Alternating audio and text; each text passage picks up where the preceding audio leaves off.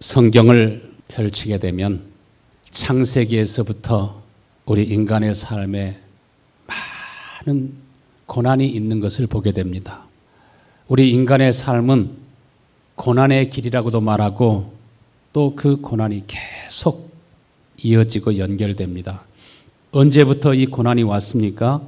인간이 범죄한 이후부터 사람들이 고난을 알게 되고 고난을 경험하게 됩니다. 여러 종류의 고난이 있는데 믿음의 사람 아벨은 자신이 잘못을 특별히 저지른 일이 없는데 애매히 고난을 당하는 것을 보게 됩니다.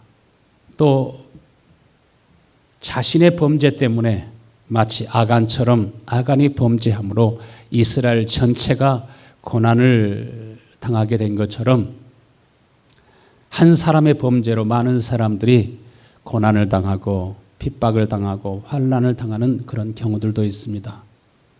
또 고난 중에는 예수님과 같이 한 사람의 고난을 통해서 많은 사람이 생명과 구원을 얻게 되고 하나님께로 나아가는 생명의 길, 산 길이 열리기도 합니다. 우리가 예수 그리스도의 삶을 보면 극한 고난과 죽음과 아픔이 그의 모든 삶 속에 흘러넘치는 것을 보게 됩니다. 우리가 성경을 보면 창세기부터 요한계시록까지 계속 생명의 강이 흐르는데 그 속에 고난도 함께 흘러가는 것을 보게 됩니다. 그리고 마침내 요한계시록 21장, 22장에 가서 보면은 모든 고난이 다 끝나고 영광의 날이 오게 되는 것을 보게 됩니다. 여러분, 영광의 날이 반드시 오게 됨을 여러분 믿으시길 바랍니다. 시편 119편 71절에는 고난 당하는 것이 내게 유익이라. 이로 인하여 내가 주의 율례를 배우게 되었나이다. 우리가 하나님의 말씀대로 살기를 원하고 하나님의 뜻대로 살기를 원하고 의롭게 살기를 원하고 경건하게 살기를 원하는 사람은 이 세상 속에서도 많은 고난이 있다 이렇게 말씀하셨습니다. 그러나 이 고난을 통해서 무엇을 알게 됩니까? 고난 속에서 하나님의 율례를 알게 되고 하나님의 뜻을 알게 되고 그 고난 속에서 우리는 빛을 보고 하나님의 영광을 보고 하나님의 살아계심을 또 하나님이 전능자이심을 하나님은 오늘도 나를 구원하시는 하나님이신 것을 우리가 알고 깨닫게 됩니다. 그런데 여러분이 잘못 판단력을 잃게 되면 여러분의 생각과 여러분의 사상과 여러분의 뜻이 스스로 환난을 불러오고 잠시 눈앞에 있는 유익 때문에 눈앞에 있는 즐거움 때문에 스스로 고난과 환난을 불러오는 그런 일들도 있습니다. 그래서 장차 마지막 때는 대환난이 임하게 되는데 그 환난이 오기 전에 여러분은 우리 주님이 강림하실 때 다 들리워 올라가실 수 있게 되기를 간절히 축원합니다. 자칫 잘못하면 여러분이 잘못 생각하면 잘못 판단하게 되면 육신적인 생각으로 보게 되면 오히려 자기의 생각과 자기의 사상이 스스로 환난을 불러왔고 스스로 환난 속으로 들어가고 정말 어리석은 자가 되어서 내가 그 영광에 이르지 못하고 버리워진 자가 되었구나. 후에 깨닫게 될 때는 여러분 기회가 다시 주어지지를 않습니다. 한 인간의 삶도 고난이 있고 우리 교회사를 보면 교회사 가운데서도 끊임없이 교회 가운데 고난이 있었고 환난이 있었고 핍박과 죽음이 있었습니다. 이렇게 우리가 태어나서부터 저 같은 경우는 6.25 사변 이후에 태어났기 때문에 극한 고난을 경험하지 못했지만은 수십 년 동안 우리가 경험했던 것처럼 이렇게 평화로운 그런 시절은 과거 역사 가운데 그렇게 많지 않았습니다. 언제까지나 이 평안과 언제까지나 이러한 삶이 계속될 것이라고 생각하지 마시고 교회사 가운데서도 고난이 있었던 것처럼 한 나라 그 나라의 역사도 보면 우리 대한민국이나 미국이나 끊임없이 고난의 연속이었던 것을 보게 됩니다.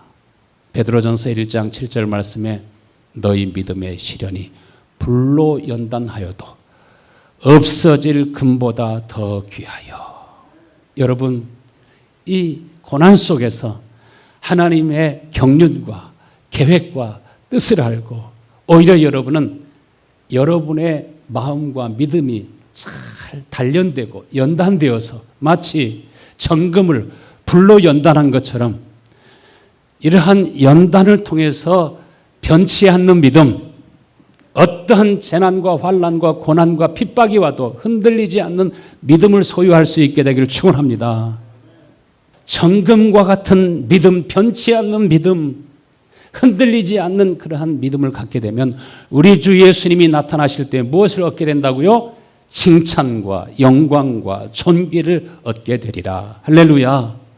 이러한 고난 속에서 하나님께서 여러분을 시험하시고 여러분을 연단하시고 그래서 우리가 다 아브라함과 같이 큰 믿음을 소유할 수 있도록 모세와 같이 여호수아와 같이 바울과 같이 큰 믿음을 소유하는 그러한 믿음의 사람들이 다 되기를 하나님이 원하십니다. 그런데 성경을 통해서 보면 모든 사람들이 이렇게 큰 믿음을 소유하는 것이 아닙니다.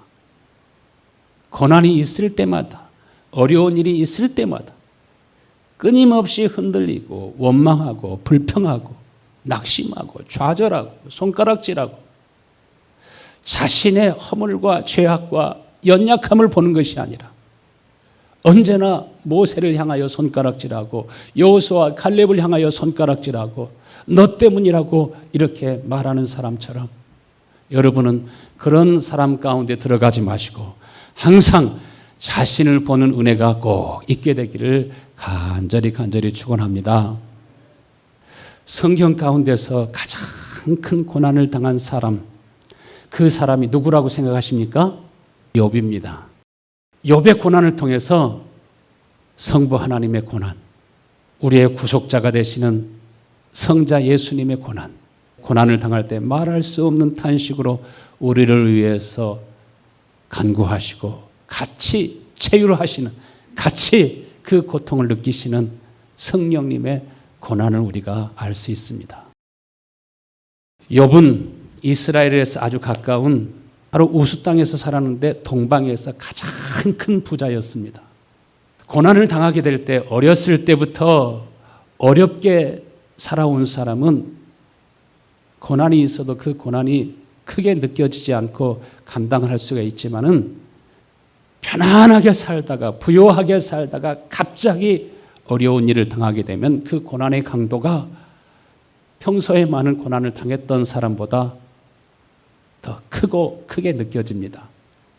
10년 전에 일본 후쿠시마에 어떤 일이 있었습니까? 갑자기 강력한 지진이 일어나면서 지진과 해일과 쓰나미가 밀려오게 되었을 때 15,000여 명 이상이 죽고 집이 다 파손되어 가고 배가 자동차가 다 떠내려가고 후쿠시마 원전까지 또 폭파되고 그런 고난이 있었는데 또 어제 보니까 태평양 그 지진 때 그것을 불의 골이라고 하잖아요. 거기에서 7.3의 지진이 또 발생해가지고 많은 피해를 받게 되는 것을 보게 됩니다. 일본이 이렇게 있어가지고 일본이 우리나라를 막아주는 것 같아요. 쌤통이다 그러지 마시고 일본을 위해서 다 기도할 수 있게 되길 바랍니다.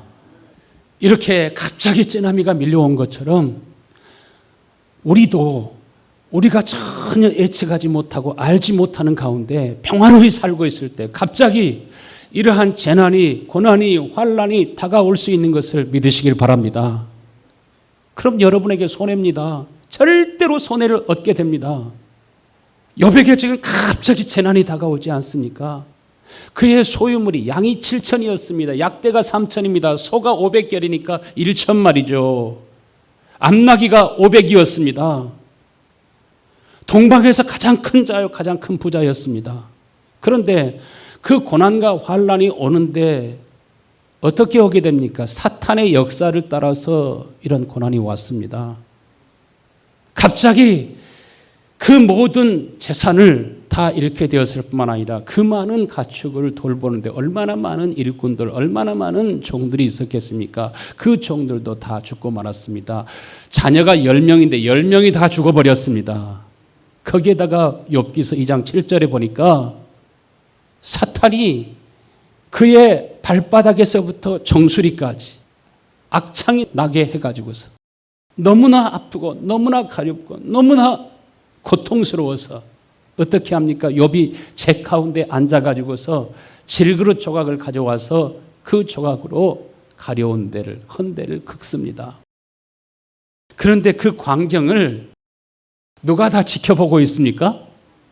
하나님이 다 위에서 아래로 지켜보고 있습니다. 하나님이 여러분을 지켜보고 계신 걸 믿으시길 바랍니다.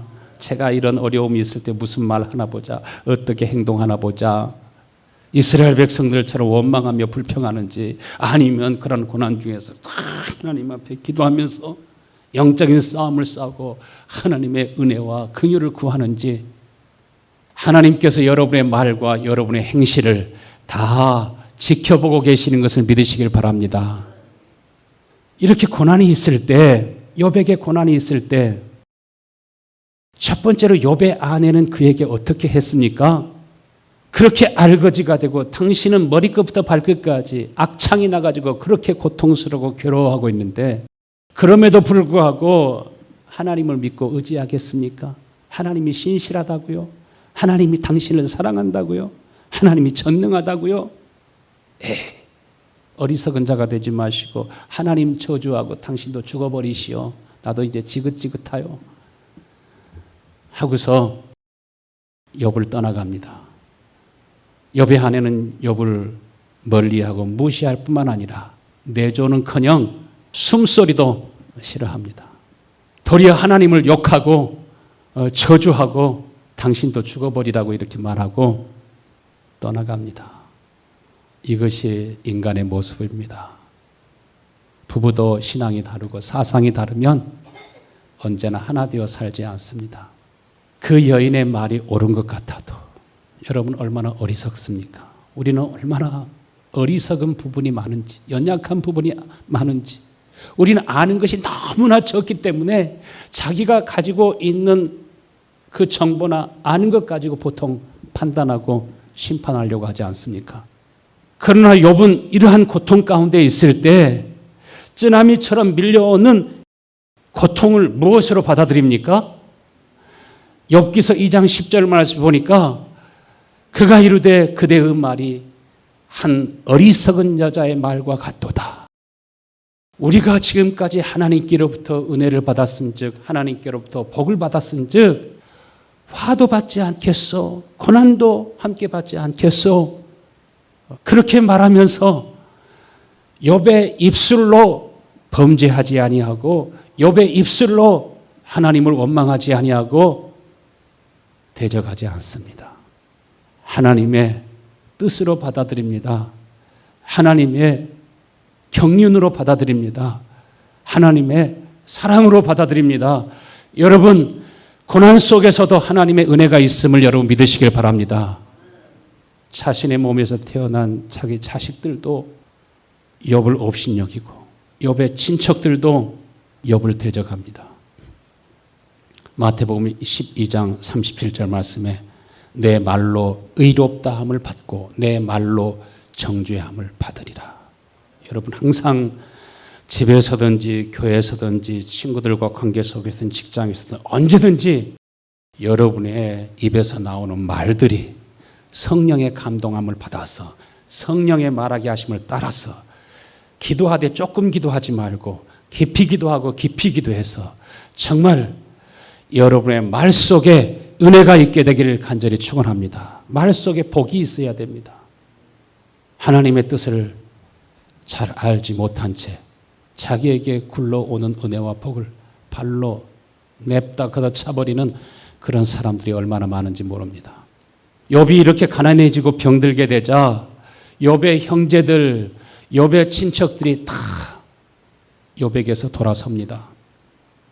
가까이 있는 사람들이 그저 그렇게 무정하고 무자비할 수가 없습니다. 마지막 때가 되면은 사람들이 어떻게 된다고 했습니까? 무정하고 무자비하게 된다고 말씀하셨습니다.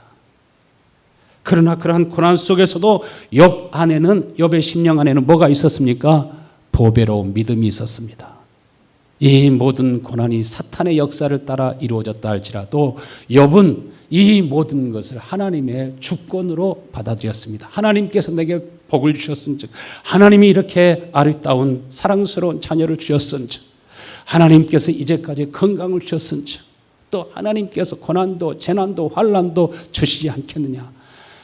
하나님이 주시는 훈련과 하나님이 주시는 연단으로 우리가 받아들이게 될 때 주권자가 살아계시니 예수님께서 죽은 자 가운데서 다시 사신 것처럼 믿음으로 받아들이고 하나님의 주권으로 받아들이면은 그 주권자가 여러분을 다시 회복시키시고 강건하게 하시고 더 큰 믿음을 주시고 여러분 모두가 다 하나님의 은혜의 영광 가운데로 나아가게 될 줄로 믿습니다. 두 번째로 욥의 집에서 함께 살았던 이 여종들, 남종들, 그의 일꾼들은 욥에게 어떻게 했습니까? 너무 고통스러워서, 너무 가려워서, 너무 힘들어서 좀 도와달라고 종들을 불러도 이제는 주인의 말을 무시합니다.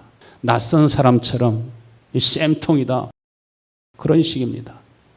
욥이 아주 정신적으로도 고독하고 외로운 사람이 된 것을 보게 됩니다. 뿐만 아니라 욥의 친구들이 욥에게 어떻게 했습니까? 욥은 부자였습니다. 재물만 많은 것이 아니라 마음도 큰 사람이었습니다. 욥이 모든 것이 풍성하고 넉넉할 때 그 친구들이 찾아오면 그 친구들을 누구처럼 대우했다고 그랬어요? 왕처럼 대우했다고 그랬어요.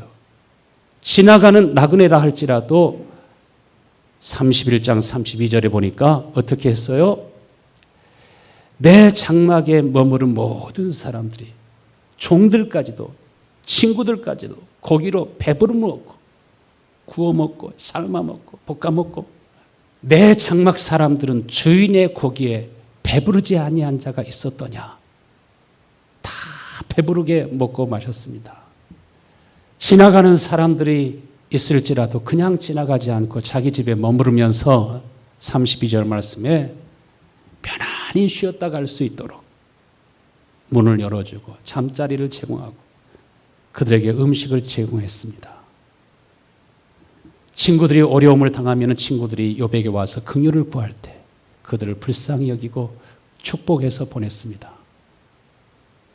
그러나 욥이 이러한 고난을 당할 때 하나님의 뜻을 알지 못하고 마치 자신이 하나님이라도 된 것처럼 판단하고 정죄하면서 심판자가 된 것을 보게 됩니다. 그러나 하나님은 욥의 고난을 통해서 무엇을 보여주기 원하셨습니까? 하나님의 고난을, 예수 그리스도의 고난을 보여주시고 그 고난 속에서 죽으실 뿐만 아니라 다시 영광스러운 몸으로 사흘 만에 다시 부활하신 예수 그리스도 안에 있는 구원과 영광을 보여주시기 원하시고, 오늘 고난당한 여러 모든 성도들에게 절대로 어떠한 고난이 오든지 나라의 어떠한 고난이 오든지 주권자가 살아계시니, 구속자가 살아계시니 그가 우리 앞에 다시 설 것을, 우리가 승리자로 주님 앞에 설 것을 믿으면서 여러분 믿음으로 다 승리하고 승리할 수 있게 되기를 축원합니다. 예수님이 고난을 당할 때 바리새인과 사두개인들이 욕하고 비방하고 정죄하고 자신들이 하나님도 아니면서 심판했습니다. 그래서 구약에는 예수님께서 가장 가까운 사람들에 의해서도 버림받게 될 것을 가장 가까운 아들들과 친척들과 친구들과 아내까지라도 욥을 버린 것처럼 예수님께서 이렇게 버림받게 될 것을 예언해 주고 있습니다. 요한복음 13장 18절에는 나는 내가 선택한 너희 한 사람 한 사람을 다 잘 알고 있다. 그러나 내 떡을 먹은 사람이, 나와 함께하던 그 친구들이 내 살을 먹어라, 내 피를 마셔라, 예수님께서 자신의 살과 피까지 내어 주었던 바로 그 친구들이 나를 배반할 것이라고 주님께서는 말씀하시고 그 말씀하신 것이 그대로 이루어진 것을 보게 됩니다. 평상시에 멀리 있던 사람이 나를 비방하면 그러려니 하지만 가까운 가족들이, 친척들이, 친구들이, 가까운 사람이 나를 알아주지 못하고 나를 이해하지 못하고 그의 생각으로 말할 때 사람들은 예수님께 뭐라고까지 말했습니까? 귀신 들렸다고도 말했죠. 예수님의 입에서 나오는 말들이 다 틀렸다고 말했죠. 그렇게까지 저주합니다. 사랑하는 자들이 원수와 같이 되었다라고 이렇게 욥은 고백합니다. 요즘 미국 성도들로부터 메일이 옵니다.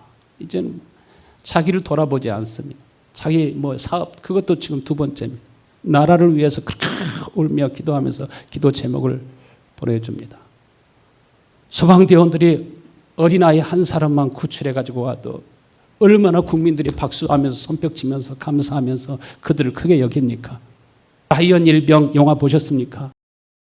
그 부대가 그 한 명 장군도 아니고 일병입니다. 라이언 일병을 구하기 위해서 사상자가 생김에도 불구하고 한 명 일병을 구원하기 위해서 그 어머니가 그 아버지가 얼마나 기다릴까? 얼마나 그 아들을 그리워할까? 그것이 하나님의 마음이요 예수 그리스도의 마음이요 기독교 정신이요 미국의 정신 아닙니까? 그렇기 때문에 이 나라에서 일어나는 많은 일들을 바라보면서 그렇게 울며 기도하고 또 많은 아이들과 많은 사람들이 구출해서 나오는 것을 보면서 여러분 보셨습니까? 어린아이들이 그 수건에 둘러싸여 가지고 하얀 수건에 둘러싸여 많은 아이들을 그 군인들이 구출해 오시는 것을 우리가 볼 수 있지 않습니까? 그런데 그런 것이 있으면 또 금방금방 없애버리고 지워버립니다. 왜 그럴까? 그 배후의 세력들이 왜 그럴까 여러분 생각하지 않으십니까? 그리고 또 그런 일 없었다고 사람들이 또 가짜 뉴스라고 또 이렇게 말합니다.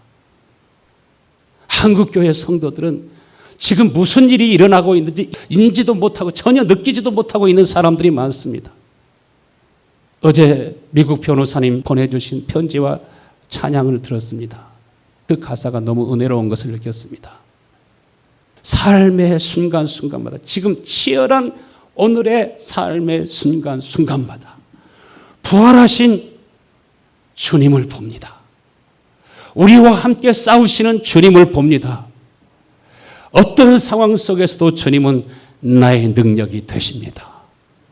나의 눈을 열어서 어둠을 이기는 빛 대신 예수 그리스도를 내가 지금 보고 있습니다 하는 그러한 내용의 가사입니다. 나의 대속자가 살아계시니 마침내 그가 설 것이라. 나의 대속자가 살아계시니 마침내 승리하고 승리하리라. 우리 장로님이 하나 그 동영상을 보여주셨는데 한 손과 한 발로 스키를 타는 그 선수를 보았습니다. 팔과 다리가 저렇게 떨어져 나갔을 때 그 고통이 얼마나 컸을까? 아픔이 얼마나 컸을까?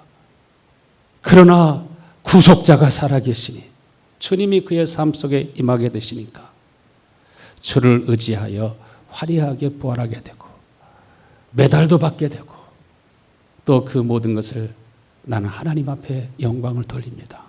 하나님 앞에 영광을 돌리는 그러한 모습도 보게 됩니다. 욥은 친구들에게 19장 21절 말씀에 나의 친구야, 나의 친구야, 나를 불쌍히 여겨다오, 나를 불쌍히 여겨다오, 나를 위해서 기도해다오. 하나님의 손이 나를 치셨구나.